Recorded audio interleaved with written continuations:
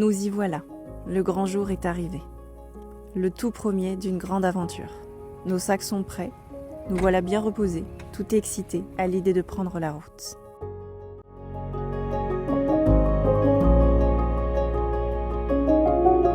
Pendant plusieurs mois, nous évoluerons tels des escargots, avec notre maison sur le dos et surtout lentement, au seul rythme de nos pas.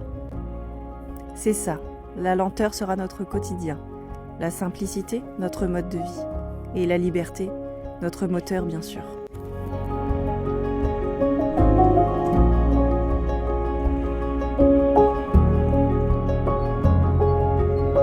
S'échapper de son quotidien est une chance incommensurable. Aujourd'hui encore, on en savoure toute sa valeur. Cette chance de pouvoir choisir de faire de ses rêves une priorité et les réaliser. Rêver de liberté, d'aventure, de voyage. Et rêver en grand, rêver à deux, rêver tout le temps.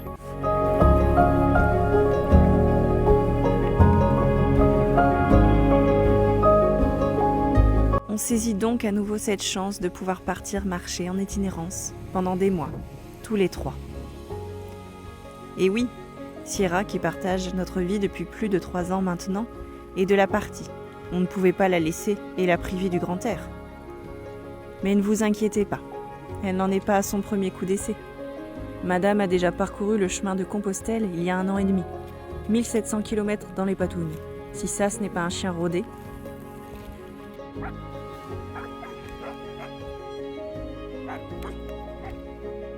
C'est donc avec notre grande randonneuse que nous partons à l'aventure, en autonomie, libre, confiant et heureux.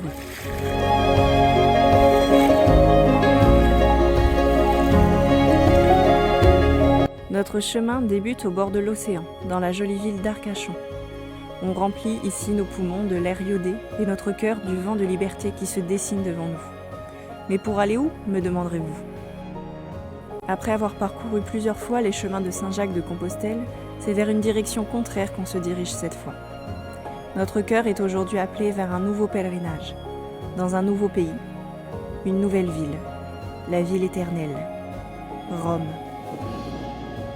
Alors pour ceux qui connaissent un peu les chemins de randonnée et de pèlerinage, vous aurez remarqué que nous n'allons pas emprunter la Via Francigena, qui est le chemin officiel de pèlerinage jusqu'à Rome. La raison ? On vous l'expliquera un peu plus tard. En attendant, ce n'est pas très grave, car comme on dit, tous les chemins mènent à Rome.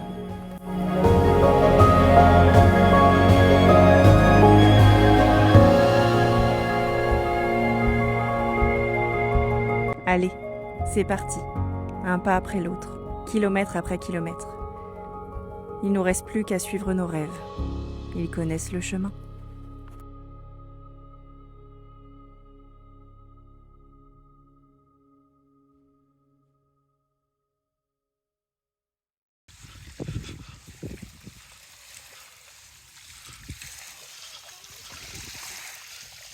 Elle est froide ?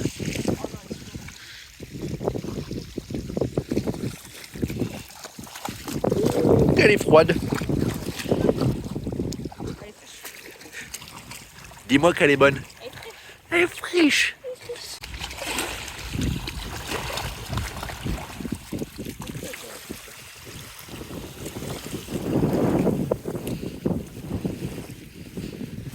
C'est merdi.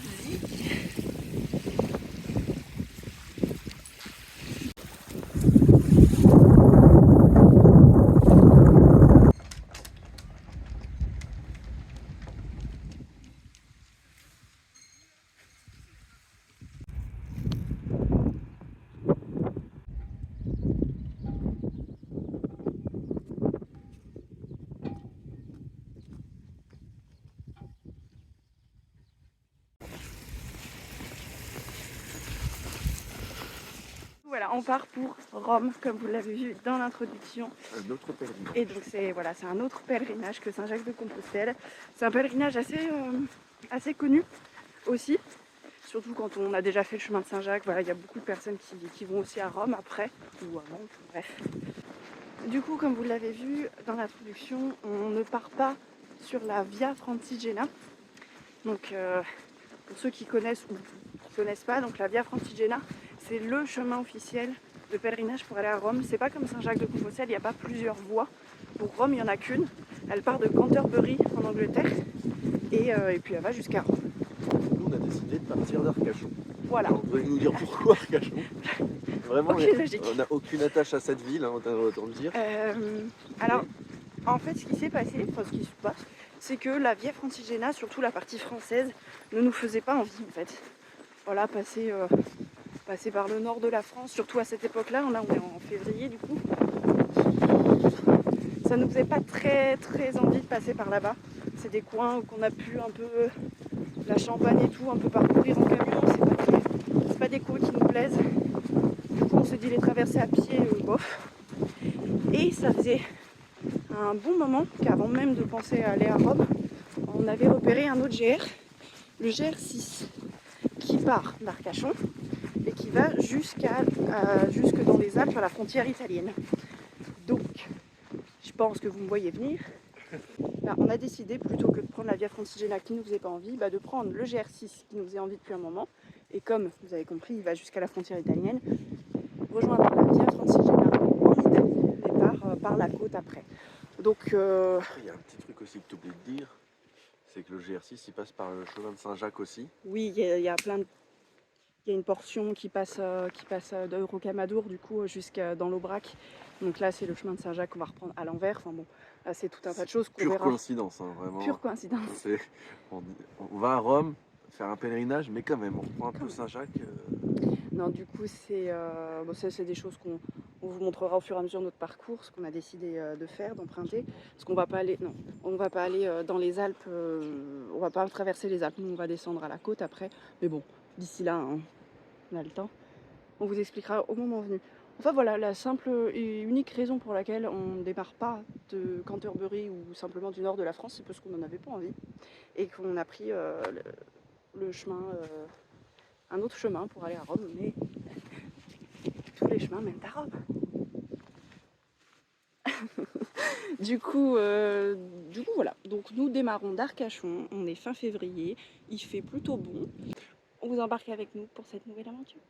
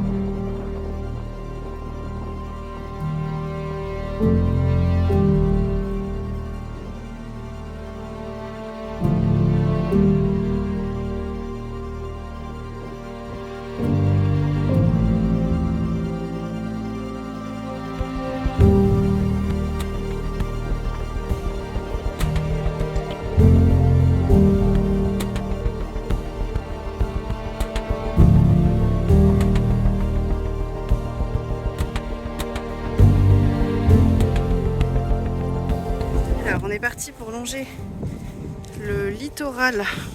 On longe le littoral du bassin d'Arcachon. Et comment dire que le chemin est plutôt très pratique, très agréable.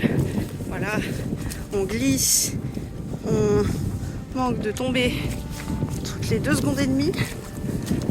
On n'avance pas. C'est très sympa. Voilà, le chemin est difficile.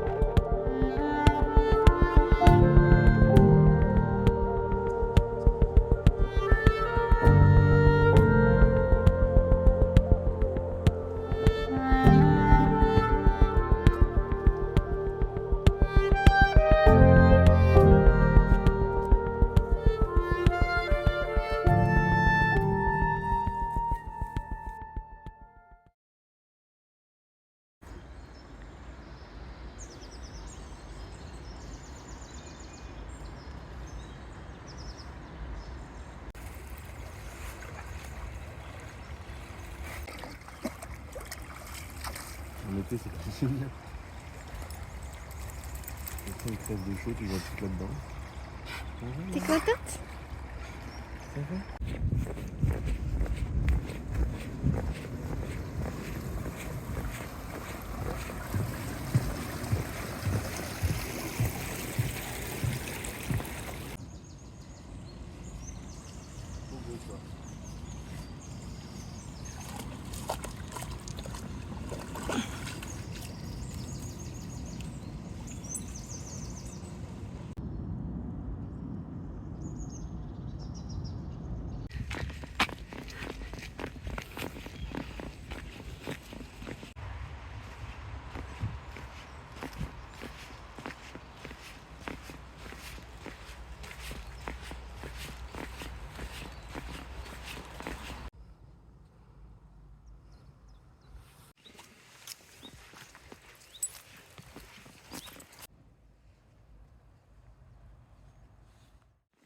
On vient donner des petites nouvelles.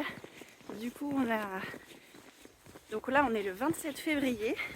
Et hier soir, on était à Salles, dans la petite ville de Salles, où on a rejoint des amis qu'on avait rencontrés il y a 3 ans à peu près. Quand on revenait du chemin de Compostelle, on avait fait du stop pour rentrer. On était remonté jusqu'à Arcachon. Et puis c'était un monsieur qui nous avait pris en stop à ce moment-là. Et puis on avait sympathisé. Il nous avait proposé de venir dormir chez eux. Puis voilà, du coup ça avait fait une belle rencontre. Et comme le chemin passait à Salles, là où ils habitent, et bien du coup on en a profité pour se revoir et ça fait super plaisir. On a fait une bonne soirée, mangé une petite raclette. Ça fait du bien quand Ah, tu sais c'est que clair. le lendemain tu marches, tu sais ça. que bon fromage, la bonne charcutaille et des patates. Ça fait du bien. Et puis la petite douche évidemment, un bon lit. Alors ça fait pas longtemps qu'on est parti, mais ça fait quand même du bien d'avoir un peu de confort. Donc ça requinque. Ce matin on part frais, propre, le ventre plein d'énergie. Ciara a bien dormi aussi. Ouais, ça c'est top. Donc, ça, limite c'est ce qui nous fait le plus plaisir, ouais, je pense, clair. parce qu'on a tellement peur qu'elle se repose pas, qu'elle soit ça. fatiguée. Mais quand tu vois qu'elle s'allonge comme un gros caca sur le lit et qu'elle rêve et qu'elle fait des couinements dans tous les sens, tu te dis bon, c'est bon. C'est super. Voilà. Du coup, on est reparti là sur le chemin ce matin. Donc je sais pas si on voit la ligne droite, piste cyclable typique des Landes. Ça va être très long. Ça va être super long, mais bon, c'est pas grave. C'est le chemin, c'est comme ça. Et on est content de repartir. Et donc aujourd'hui il fait gris. On va peut-être éviter la pluie, ce serait bien. Et après il fait que du soleil, donc ça va être super.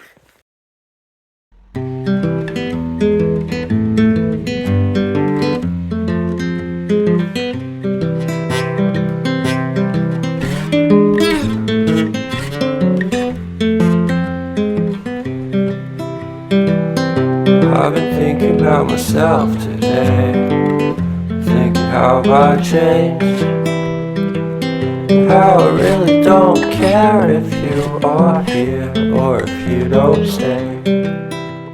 Alors le chemin c'est ça. Alors comment dire que c'est plus un chemin, c'est une rivière. Ah. Et du coup, obligé d'enlever les chaussures parce que impossible de traverser, mais comment dire que l'eau est glacée. Ah la vache. Ah. Ouais, et Thibaut a essayé un autre chemin, mais je crois qu'il va pas avoir le choix. Il va falloir y passer. Regardez comme il fait beau, le ciel là est bleu. Quand on regardait la météo hier et même ce matin déjà quand on s'est levé il pleuvait un petit peu. Et ils annonçaient du gris toute la journée, même de la pluie dans ces heures-là. Et cet après-midi, je sais pas, avant de manger, on s'est dit, on a prié. On a demandé à Monsieur Jacques à Saint-Roch et à Madame Marie pour la messe qu'il fasse beau. Et c'est incroyable, dès que tu demandes, tu as. Même hier, on était dans la forêt et puis on n'a pas vu un seul animal depuis qu'on a commencé. Du coup, on s'était dit c'est dommage, on aimerait bien en voir. En fait, on a juste simplement demandé, on s'est dit on aimerait bien voir des animaux. Et on vous ment pas, 20 minutes après, on tourne la tête sur la gauche et on voit 2 cerfs, mais 2 énormes cerfs qui nous voient. Donc des fois, tu te dis ça peut pas être que des coïncidences quoi. il y a quelque chose qui se passe. Quoi, je ne sais pas, mais il se passe quelque chose. Ouais, regardez, quoi. Il y a un trou de bleu juste au-dessus de nous, quoi. C'est incroyable. Et il fait beau, c'est tellement bon, quoi. C'est génial la randonnée.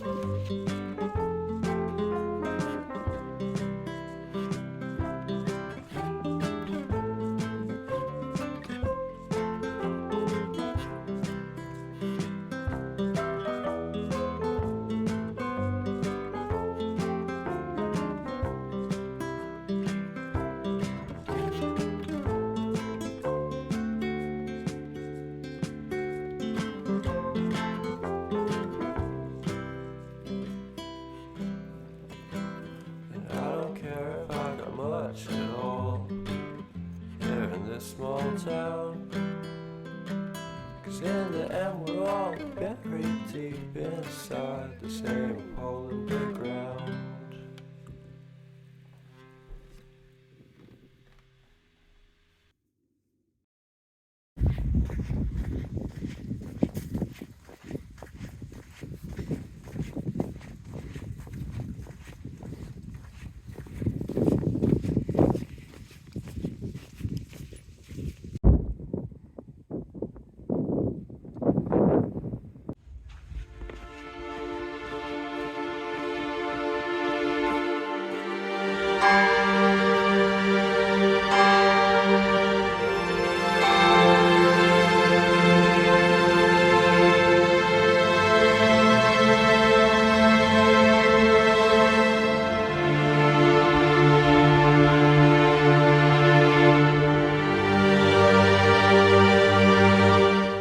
Dans un monde où tout va trop vite, prendre son temps est un luxe.